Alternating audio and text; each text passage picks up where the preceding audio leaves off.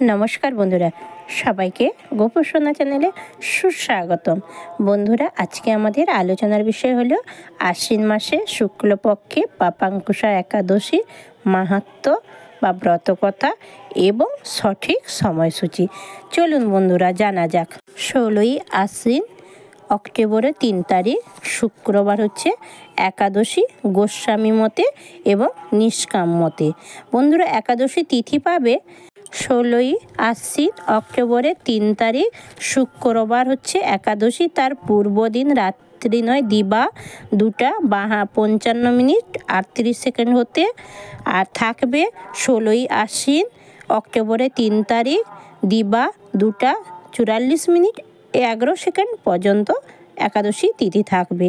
তাই বন্ধুরা, গোস্বামী মতে এবং নিষ্কাম মতে পালন করতে হবে 16ই আশ্বিন, অক্টোবরের 3 তারিখ শুক্রবার পালন করতে হবে আশ্বিন মাসের শুক্লপক্ষে পাপাঙ্কুশা একাদশী ব্রতকথা। মহারাজ যুধিষ্ঠির প্রশ্নের উত্তরে শ্রীকৃষ্ণ বলছেন, আশ্বিন মাসের শুক্লপক্ষে একাদশীর নাম হচ্ছে পাপাঙ্কুশা একাদশী। এতে সকল পাপ হরণ করতে সমর্থ।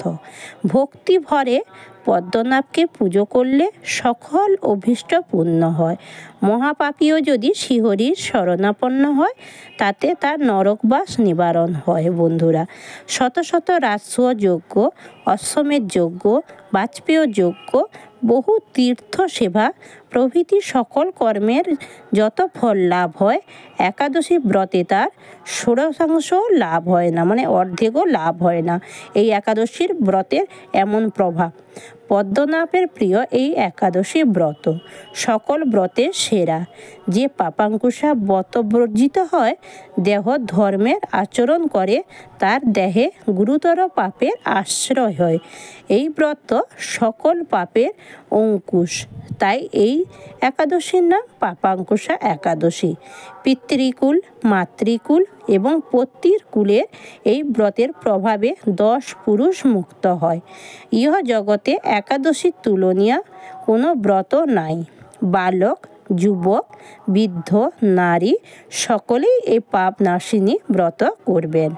সোনা, রূপা, তিল, যুগল পাদুকা, গাভী, ভূমি, ছত্র, বস্ত্র, জল, সৎপাত্রে দানের দ্বারা যমের ভবনে যেতে হয় না। বন্ধুরা, রাত্রি জাগরণ, উপবাসে দিব্য গতি লাভ হয়।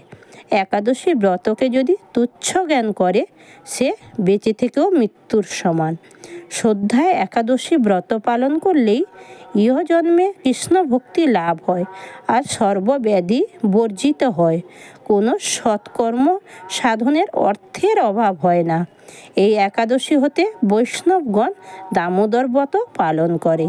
এই ব্রতের সকল প্রকার ভোগ বর্জন করে হবিষান্ন আহার, ভূমিতে শয়ন, ব্রহ্মচর্য পালন, সাধু সঙ্গ, সদ্গ্রন্থ পাঠ বা শ্রবণ করে 1 মাস ব্যাপী নিত্য দামোদর অষ্টকম পাঠ করবেন। বন্ধুরা, এই ছিল আমাদের বন্ধুরা আশ্বিন মাসের শুক্লপক্ষে পাপাঙ্কুশা একাদশী মাহাত্ম্য এবং সঠিক সময়সূচি।